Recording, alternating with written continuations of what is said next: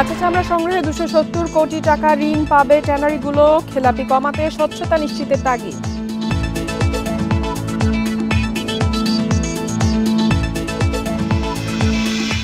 এবার দা বটি, ছুরি, চাপাতির দাম বেড়েছে গড়ে 20%, বেচাকেনা কম, দাবি বিক্রেতাদের।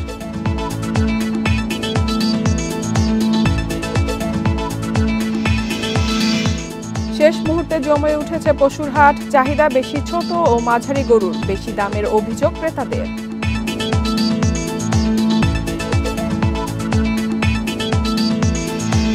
সবাইকে আমন্ত্রণ অর্থনীতি সারাদিনে, আপনাদের সাথে আছি ইফাতারা। শুনছিলেন শিরোনাম, এবারে জানাবো বিস্তারিত।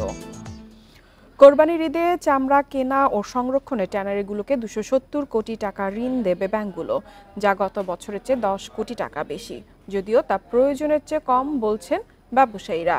চামড়া খাতে খেলাপি কমাতে ঋণ বিতরণে স্বচ্ছতা ও জবাবদিহি নিশ্চিতের তাগিদ দিয়েছেন অর্থনীতিবিদরা। প্রতি বছর যে পরিমাণ পশুর চামড়া সংগ্রহ হয় তার অর্ধেকের বেশি আসে কোরবানির ঈদে। এবারও চামড়া সংগ্রহে আগেভাগেই প্রস্তুতি নিয়েছেন ব্যবসায়ীরা। ট্যানারি মালিকরা প্রতি বছর নিজস্ব মূলধনে ব্যবসা করলেও কোরবানির ঈদে নগদ অর্থের জন্য বিশেষ ঋণের প্রয়োজন হয়। এবার তাদের চাহিদা মেটাতে সবচেয়ে বেশি ঋণ দেবে 4টি রাষ্ট্রায়ত্ত ব্যাংক, সোনালী, জনতা, রূপালী ও অগ্রণী। বাকি ঋণ দেবে বেসরকারি ব্যাংকগুলো।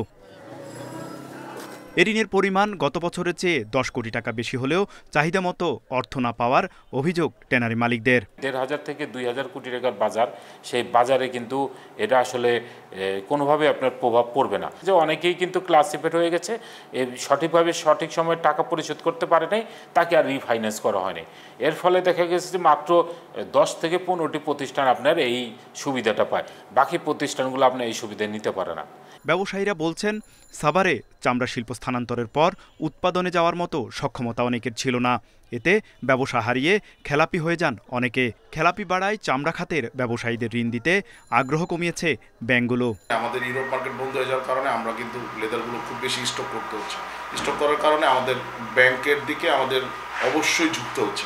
তো ঝুঁকতে হচ্ছে এই কারণে যে ব্যাংক আমাদের দিবে, তা আমাদের ব্যাংক থেকে আমাদের যেভাবে পাওয়ার কথা ছিল সেভাবে দিচ্ছে না। যতটুকু ঋণ বরাদ্দ রাখা হয়েছে সেটার সুষ্ঠু বিতরণ জরুরি, এবং যাতে শতভাগ বিতরণ হয় সেটাও নিশ্চিত করতে হবে। এই বিশেষ ঋণ আমি মনে করি যে পুরো চামড়া খাতে শৃঙ্খলা ফিরিয়ে নিয়ে আসার ক্ষেত্রে এবং যারা চামড়া বিক্রি করছেন তাদের ন্যায্য দাম পাওয়ার ক্ষেত্রে এটা সহযোগিতা করবে। কোরবানির ঈদে প্রায় 1 কোটি পশু কোরবানি হয়। এ মৌসুমে সংগ্রহ করা কাঁচা চামড়ার বাজার মূল্য প্রায় 2,500 কোটি টাকা। তৌহিদ রানা, ইন্ডিপেন্ডেন্ট নিউজ, ঢাকা। এদিকে প্রতিকূল পরিস্থিতিতে মৃত প্রায় খুলনার কাঁচা চামড়ার ব্যবসা, টিকে আছেন হাতে গোনা কয়েকজন ব্যবসায়ী। পুঁজি সংকটে ধুঁকছেন তারাও। ট্যানারি মালিকদের কাছে বকেয়া আদায় করতে না পেরে বিপাকে তারা। এমন পরিস্থিতিতে বেড়েছে চামড়া পাচারের আশঙ্কা। কোরবানির ঈদ এলেই খুলনার শেরেবাংলা রোডের চামড়া পট্টিতে বাড়ে ব্যস্ততা। তবে চিরচেনা রূপের সঙ্গে বর্তমান সময়ের পার্থক্য অনেক।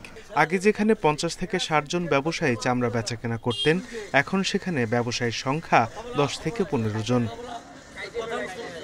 বাজার পরিস্থিতির কারণে 2000 সালের পর থেকে কমতে থাকে চামড়া ব্যবসায়ীর সংখ্যা।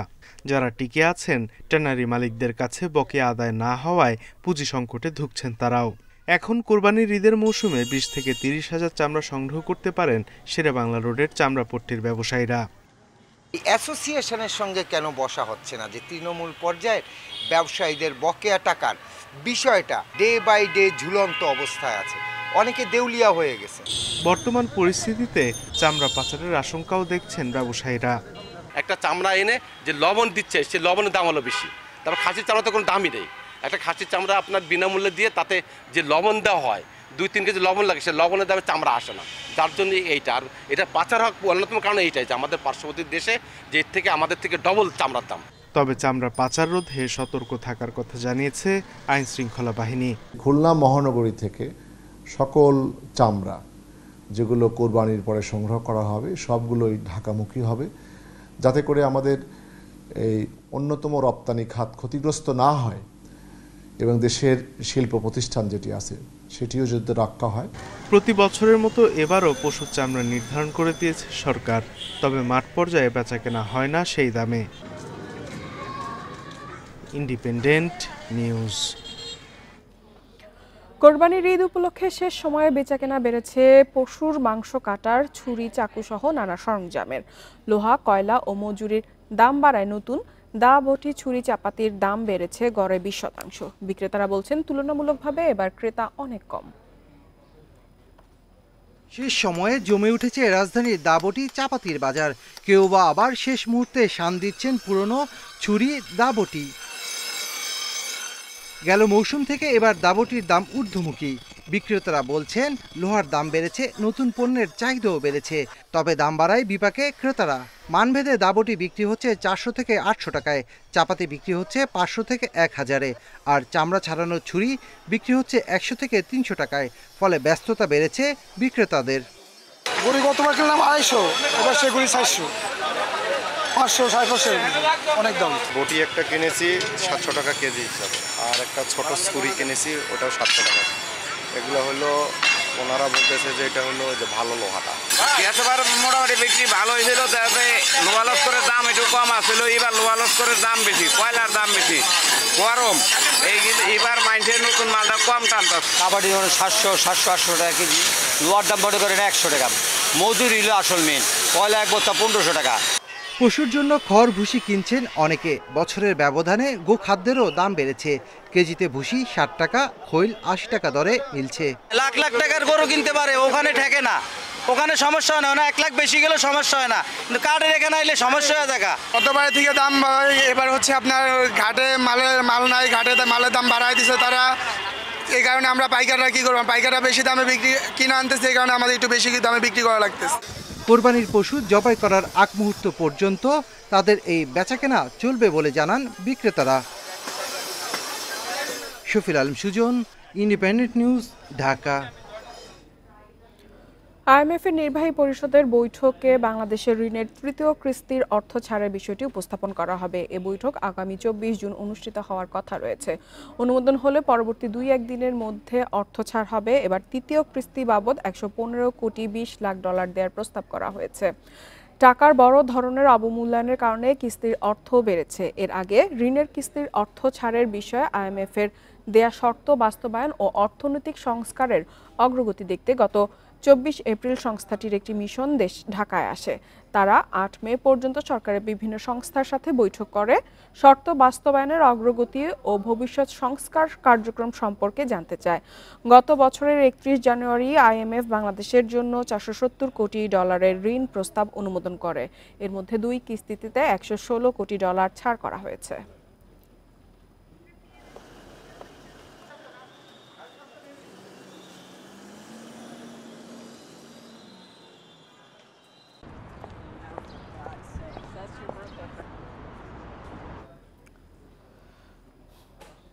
কিছু লোক দেশে 74 সালের মতন কৃত্রিম সংকট তৈরির চেষ্টা করছে বলে মন্তব্য করেছেন প্রধানমন্ত্রী শেখ হাসিনা। সকালে গণভবনে কৃষক লীগের বৃক্ষরোপণ কর্মসূচির উদ্বোধনী অনুষ্ঠানে এই মন্তব্য করেন তিনি। পরিবেশ রক্ষায় সবাইকে এগিয়ে আসার আহ্বানও জানান প্রধানমন্ত্রী।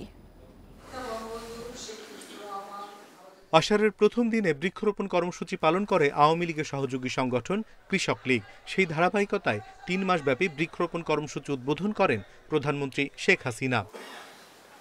পরিবেশ রক্ষায় কৃষক লীগের নেতাকর্মী ও দেশবাসীকে এগিয়ে আসার আহ্বান জানান প্রধানমন্ত্রী।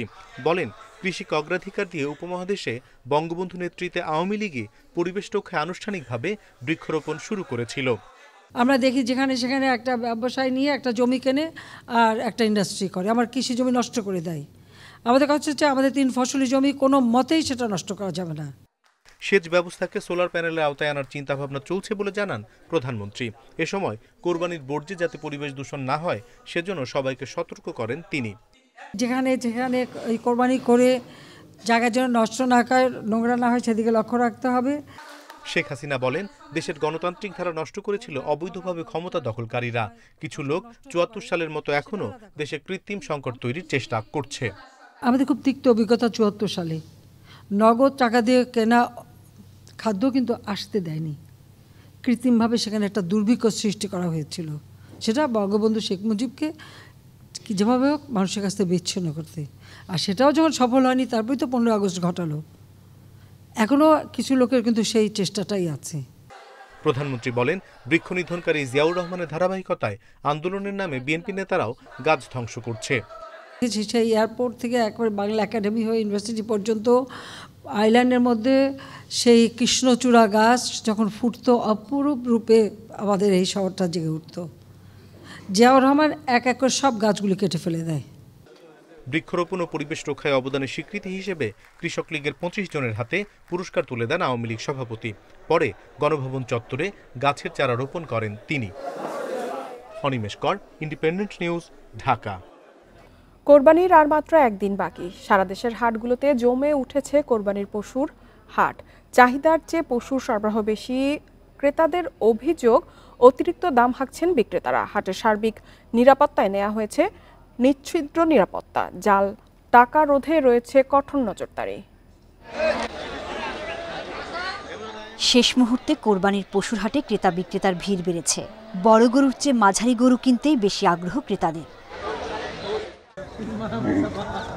রাজশাহী নগরীর সবচেয়ে বড় পশুর হাট সিটি হাট।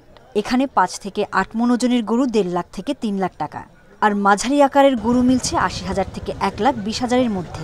গরুর দাম একটু বেশি, এখন বুঝতে পারছি বাজার খাবার দাম বেশি। 1 লাখের নিচে সেটা গরু চাই 1.5 লাখ টাকা, ওজন হবে ধরেন 3 মণ, চা বসতে মনে করেন 4 মণের দাম। চট্টগ্রামে পশুর হাটে জমজমাট বেচা কেনা। বাজারে ছোট বড় মাঝারি আকারের গরু এনেছেন ব্যাপারীরা। মনে হচ্ছে প্রাইস আগের তুলনায় অনেক বেশি, মানে মানুষের নাগালের বাইরে বলে মনে হচ্ছে। বরিশালে কোরবানির হাটে পর্যাপ্ত পশু থাকলেও দাম বেশি। একই অবস্থা জামালপুরেও। গতবার অনেক বেশি। গরুর ব্যাপারীরা যেভাবে দাম চাচ্ছে, আমাদের প্রতি উত্তরে দাম বলতেই ভয় লাগছে। খুলনায় সাধ্যের মধ্যে পশু কিনতে ভিড় করছেন ক্রেতারা। বগুড়ার শেরপুরে ক্রেতাদের পছন্দের তালিকায় ছোট ও মাঝারি গরু।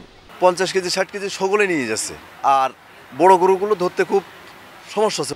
হাটে পশু চিকিৎসায় সবসময় সহায়তার কথা জানায় প্রাণী সম্পদ অধিদপ্তর। এবং এখানে আমাদের প্রত্যেকটা হাটেই কিন্তু একটা ভেটেরিনারি মেডিকেল টিম থাকবে, এবং এই ভেটেরিনারি মেডিকেল টিম মূলত ওখানে আসার পথে বা কোনো কারণে যদি কোনো গরু আহত হয় বা ইনজুর্ড হয়, সেক্ষেত্রে তাদের সেবা প্রদান করবে। পশুর হাটের নিরাপত্তা ব্যবস্থা জোরদার করা হয়েছে। অনেক হাটে জাল টাকা শনাক্তে মেশিন বসিয়েছে পুলিশ। সোহেলি জাহান, ইন্ডিপেন্ডেন্ট নিউজ। জমে উঠেছে রাজধানীর কোরবানির পশুর হাট। সকাল থেকেই হাটগুলোয় চলছে ক্রেতা বিক্রেতাদের দর কষাকষি। বিভিন্ন হাট ঘুরে পছন্দের গরু ছাগল বাছাই করছেন তারা। শেষ মুহূর্তে ঝক্কি এড়াতে আগে ভাগেই কেনার কথা জানাচ্ছেন অনেকে, তবে দাম বেশি বলে অভিযোগ করছেন ক্রেতারা। বিক্রেতারা জানান, হাটে বেশি গরুর চাহিদা বেশি, ছোট ও মাঝারি গরুর বিক্রিও ভালো। বেলা বাড়ার সাথে সাথে বিক্রি আরও বাড়তে পারে বলে আশা তাদের। এদিকে দুশ্চিন্তায় পড়েছেন বড় গরুর মালিকরা। দাম করলেও কেনায় আগ্রহ কম বলছেন তারা। রাজধানীর 20টি অস্থায়ী হাটে কোরবানির পশু বিক্রি চলছে। এবার ঢাকায় গরুর চাহিদা প্রায় 25 লাখ। হচ্ছে মোটামুটি 8 লক্ষ টাকা বলিছে, কিন্তু ওই টাকা তো আর গরু দেওয়া যায় না। যে টাকা খরচ করা হচ্ছে তো মনে হয় হাফ টাকা বলিছে। আজ দিন দেখা যাক, দেখে হয়তো রাত্রে ছাড়বো। এখন যে দামে হোক, দাম দর ভালো পাচ্ছে না। আর গরু আনছিলাম 22টা, এই গরু 105, তাহলে দেন দাম কেবা পাচ্ছি। এবার দাম রিজনেবল, ভালো লাগলো, এবং এখানে ডিসিপ্লিনও ভালো, প্রচুর গরু। ছোট বেশি মাঝারি গরুগুলো একটু বেশি দাম আর কি, বড় গরুগুলো একটু সস্তায় পাওয়া যাচ্ছে। এই মুহূর্তে রাজধানীর মেরাদিয়া পশুর হাটে রয়েছে সহকর্মী বনি ইবনে কামাল। সরাসরি চলে যাচ্ছে তার কাছে। বনি, পশুর হাটে এখন কি অবস্থা? শেষ মুহূর্তে বেচাকেনা কিরকম চলছে এবং দাম নিয়ে ক্রেতা বিক্রেতারা কি বলছে?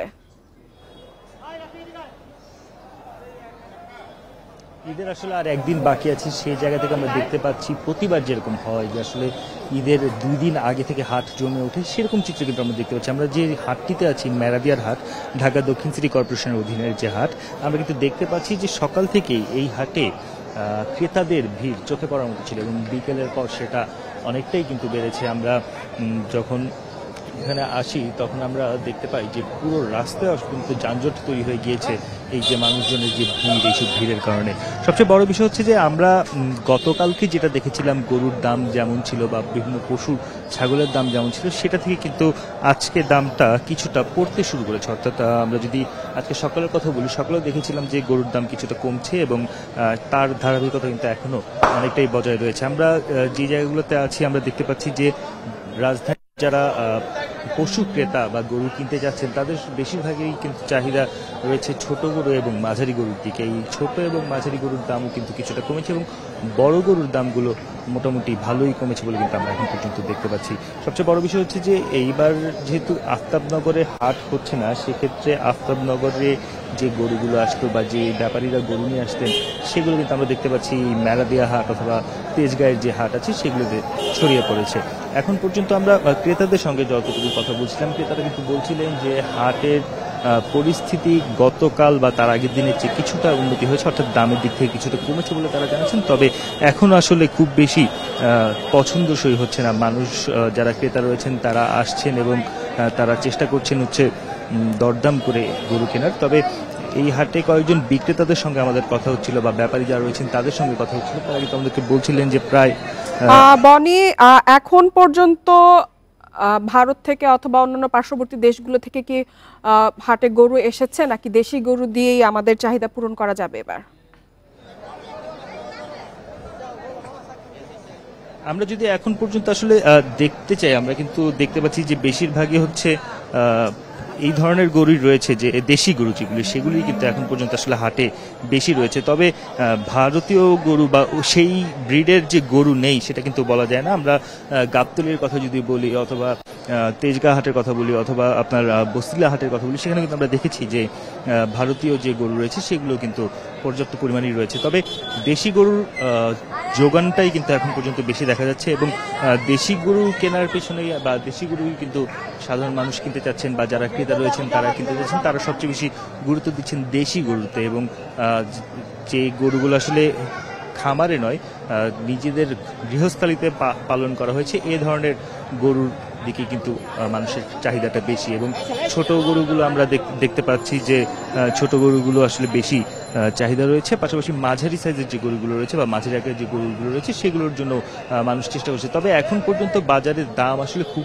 যে পছন্দসই হচ্ছে ক্রেতাদের সেটা কিন্তু বলা যাচ্ছে না। এখন পর্যন্ত ক্রেতাদের পছন্দসই দামে অনেকেই পাচ্ছেন না, এরকমও দাবি করছেন ক্রেতারা। আবার বিক্রেতারাও বলছেন যে বাজার মন্দা যাচ্ছে, অর্থাৎ তাদের যে দাম তারা চাইছিলেন তার চেয়ে দাম অনেকটাই কমে যাচ্ছে, এরকম দু ধরনের অভিযোগই কিন্তু রয়েছে। তবে তারপরও আমরা গত 2 ঘন্টায় এই মেরাদিয়া হাটের পরিস্থিতির কথা যদি বলি, 2 ঘন্টা কিন্তু আমরা দেখতে পেয়েছি যে যথেষ্ট পরিমাণে আসলে ক্রেতা এসেছেন এবং ক্রেতা সমাগম যেমন অনেক বেশি, পাশাপাশি গরু কেনা বা পশু কেনার যে মাত্রাটা সেটাও কিন্তু আমরা দেখতে পাচ্ছি গত 2 দিনের চেয়ে অনেকটাই বেড়েছে।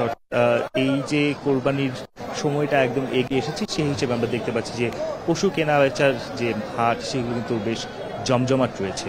তিথি, মেরাদিয়া হাট থেকে কোরবানির পশুর হাটের সবশেষ খবর জানাচ্ছিলেন সহকর্মী বনি ইবনে কামাল। চলে যাচ্ছি পরবর্তী সংবাদে। তৈরি পোশাক খাতের শ্রমিকদের শতভাগ বেতন ভাতা পরিশোধ করা হয়েছে বলে জানিয়েছে তৈরি পোশাক শিল্প মালিকদের সংগঠন বিজিএমইএ। এক বিজ্ঞপ্তিতে সংগঠনটি এ তথ্য জানিয়েছে। বিজিএমইএ বলছে, পূর্ববর্তী বছরের ধারাবাহিকতায় এবছর উদ্যোক্তারা শ্রমিকদের ঈদকে আনন্দময় করতে পাওনাদি পরিশোধ করেছে। এছাড়া ঢাকা ও চট্টগ্রামে 2160টি কারখানার শ্রমিকদের বেতন ও উৎসব ভাতা দেয়া হয়েছে। 4টি কারখানায় উৎসব ভাতা প্রক্রিয়াধীন আছে জানিয়ে বিজিএমইএ বলছে, এসব পাওনা দ্রুত সময়ের মধ্যে পরিশোধ করা হবে।